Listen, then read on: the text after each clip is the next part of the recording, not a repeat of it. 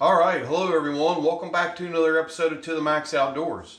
Well, as you can see here in front of me and off to the side of me here, we have some deer back straps, tenderloin, and some bacon. We're going to do ourselves a little bit of a cooking video today. And as you can see here, I have just cut these two pieces of tenderloin. This is the front section of the tenderloin that would be up close to the neck is what this is. It's the skinnier part. I left them at about a 10-inch, 8 to 10-inch piece. Let's just see there. Yeah, about a 9-inch piece to be honest with you. It's about a 9-inch. It's the way I froze them. I just froze them like that. This is a pretty common thing that we do here at the house. And I'll show you basically what we do here. So as you can see here, I have this tenderloin.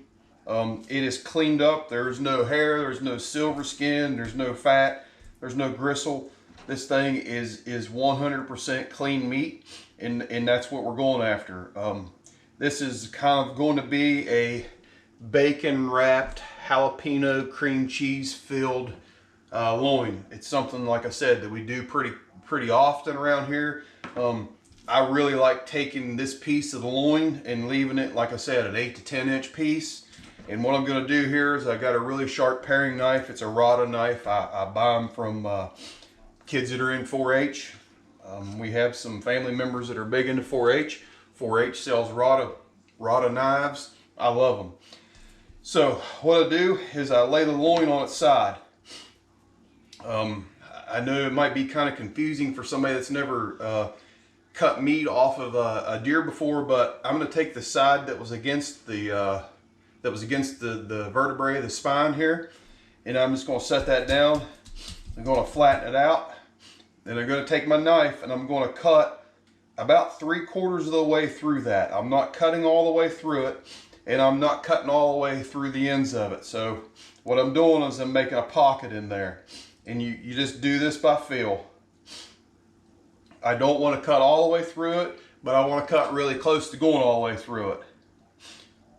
So that's what we're doing. We're going to make us a nice big pocket there. We'll spread that pocket out real nice. Like I said, we're leaving the ends. I hope this comes out. We're going to leave the end here and the end up here.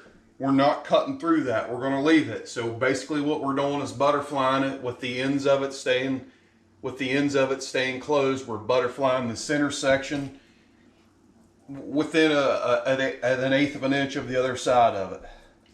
And then I'll take that, I'll smooth it out just a little bit. I'm going to take me just a little bit of garlic salt. We're big garlic salt fans here. This is Lowry's garlic salt with parsley in it. It's coarse ground parsley and coarse ground garlic salt. I'm just going to lightly put some of this inside of here. Lightly put that in here. I get me a spoon. Didn't have me a spoon out. I was unprepared.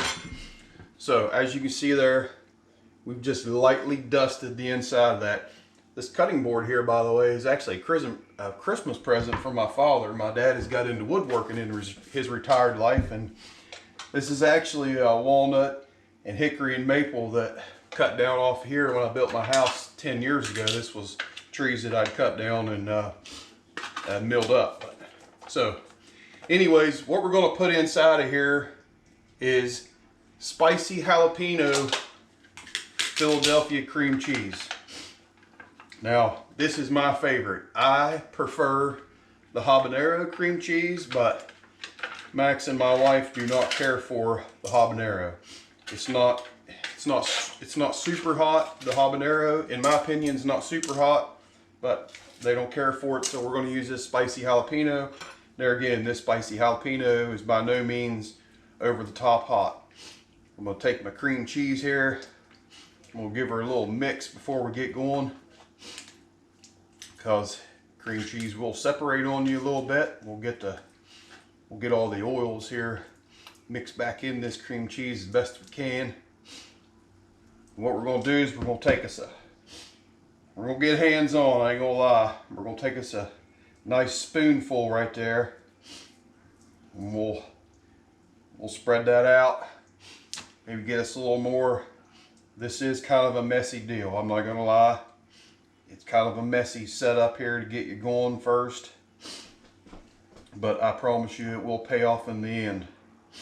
And another thing I should have mentioned there while I was trimming this meat up, we're trying to keep this meat the same consistency too. So when you create that butterfly pocket in there, try to keep the thicknesses the same as best you can. It will cook out evenly on the grill, and that's ultimately what we're after. We're going to go kind of low on the grill with this, and we're kind of going to roast it in lack of a better term, but we are going to use it on the grill. So as you can see there, we have spread that pocket full of cream cheese, and that is basically all we're going to do. We're going to fold that pocket back up just like that right there. Show you again. Fold that pocket back up just like that. It's as simple as that. Now, I do not use my fresh cured bacon on this. I like this Wright's thick cut applewood smoked bacon. It seems to work well because obviously it's a deer loin. We're going to wrap it with bacon. I mean, what goes better than that? So we're going to get our pieces up. We'll just go ahead and get our bacon out here. And get me some skewers over here. These skewers I've had these skewers here soaking in water. I just happen to have these big long skewers. That's what we had, so that's what I'm using. I've had them soaking in water overnight. And that's simply all we're going to do here. I'm just going to take this bacon and we're just going to wrap this whole loin in the bacon. Pretty simple procedure. I'm sure most of you have probably done that before. You can skewer it as you go, or you can do it all at once at the end. I tend to do it. I tend to wrap everything in bacon first, and then as I'm skewering it, I'll come back around and try to close up all my loose ends. Just like that right there. The ends of your meat's going to stick out a little bit. That's fine. They'll get a nice little char to them. I'll just take my skewers. Like I said, these are actually kebab skewers. They're way too long for what we're doing, but it is what it is. It's what I got on hand. So with my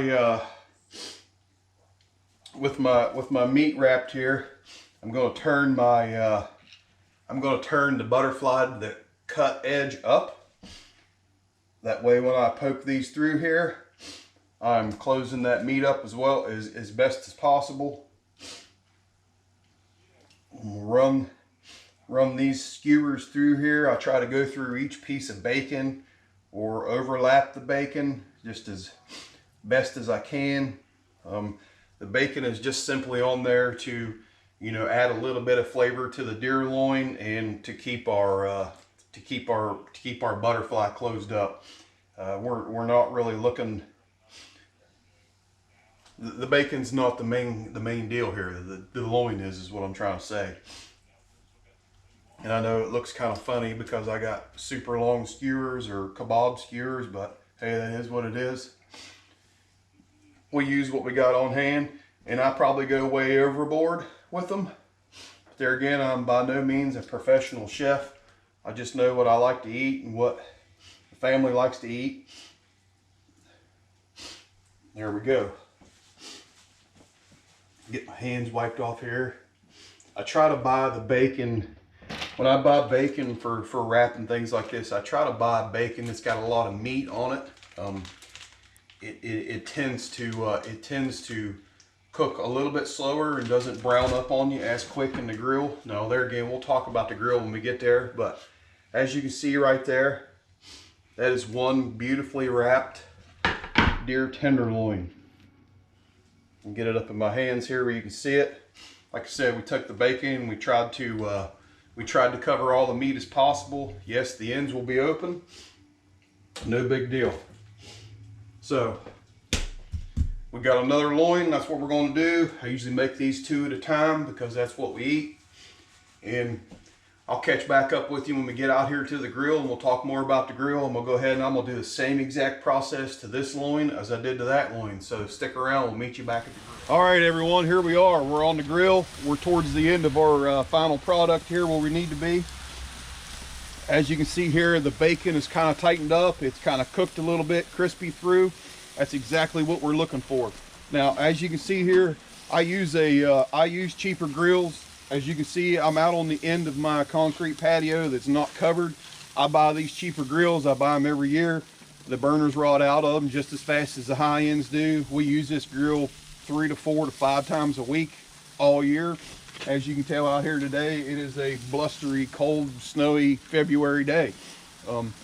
Just to recap what we did here a little bit, once I got my second loin wrapped up and put in there, I let them rest for about 20 minutes on the counter, let them set out. In the meantime, I come out here and I got my grill preheated. I like to keep a good thermometer in my grill. You know, it's for items like this here where I really want to maintain my temperature. Now these loins here, when I do these loins, I try to run around that 400-degree mark. I don't want to get too high because it is bacon on an open flame, so you do get some flare-ups. I'm kind of wanting to do a little bit of a low and slow, almost a roast if you would, here on the grill. So it's been a little bit of a challenge today to do that because we have the snow and we have a little bit of wind, so I had to run a little bit higher, which in turn means that you have to babysit this. This is not a set and forget kind of cooking deal. You have to sit here and baby with it because it is bacon on the grill. I will tell you that it's worth the investment to buy a decent instant read thermometer.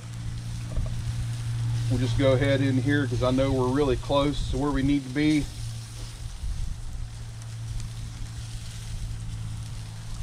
That's great. We're at 141 there.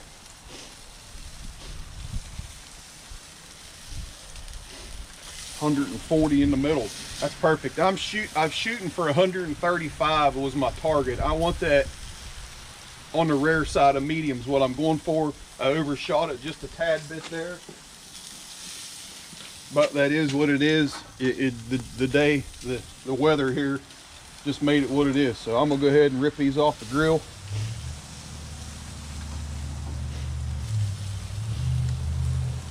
Man, what a beautiful looking feast we're getting ready to have. As you can see, some of the cream cheese is coming out. Some of my bacon got burnt on the ends here where I had some flare-ups. No big deal. We're not really going after that bacon, so it is what it is. Turn my grill off, turn my propane off. I'm ready to eat right here. So we're going to meet you back here in the kitchen. We're going to cut one of these in half and I'm going to show you what. All right, so here we are. We've made it back inside. Cleaned my cutting board off. Get that up there in the camera and show all that. It's glory right there. So just like with any meat that you do on the grill, I've let this rest right around 10-12. Yeah, it's been about 12 minutes to be exact. So here we go. I've got my nice rotted knife. I've pulled all my skewers out here. Yeah, they do get burnt on the ends. It's just part of the game. So what I'm going to do is I'm going to take and cut right in the middle of this slice of bacon right here. And look at that. Look at that right there. That is a nice mild red color, just a little bit of pink in it. This is an end cut, so it's got a little bit of crispiness on the end of it. Like I said, we overshot our temperature a little bit out there on the grill. I'm gonna blame it on the weather because I had to run a little higher temperature just because of the wind and the snow. I like to stay closer to that 130, 135 mark. I personally, and Max and Carrie, my wife, they personally like that medium rare, on the rare side of medium. This one's up over medium, and it is what it is. Holy cow. That is absolutely fantastic. Just a hint of that Philadelphia cream cheese in there with that jalapeno flavor to it. Absolute fantastic. I went over there on that other piece and got a little more cream cheese to come out.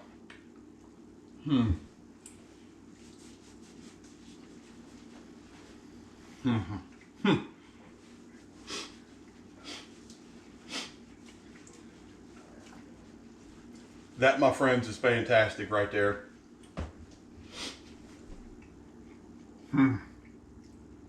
That is really, really good stuff. There again, that's just a simple, what we just had. We had garlic, salt, and cream cheese and bacon. That's all we had. That's a simple, easy to do recipe. Yeah, you got to babysit the grill out there. You have to play with the temperature. You have to open the lid. You have to watch for flare-ups. This is easy. My goodness, that's an easy way right there to enjoy the harvest that you had. If you like your bacon crispier, you can use thin cut bacon or regular cut bacon. We like our bacon a little bit chewy. We don't like it real crispy.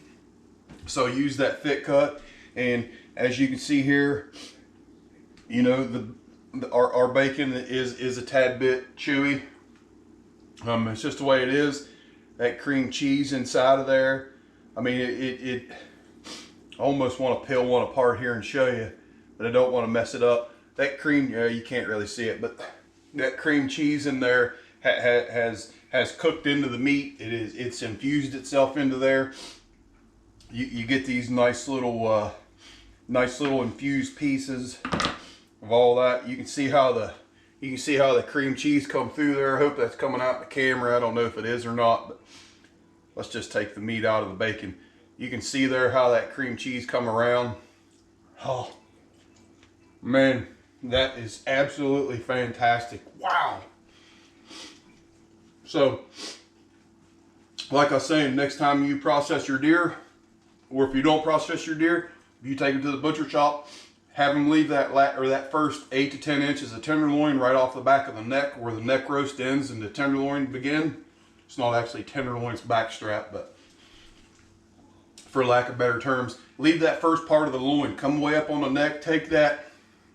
That's a pretty consistent, thinner piece of your loin meat there. It cooks up pretty good on the grill. Like I said, we were right about 35 minutes on the grill, but it's a cold day, a lot of wind, so in the summertime it's quicker. That piece of meat will cook evenly through there. Your bacon does what it's supposed to do by adding this little bit of fat and flavor, because you are low and slow and you don't dry the deer meat out by having that encased in that bacon and all that extra goodness there. So leave me your comments.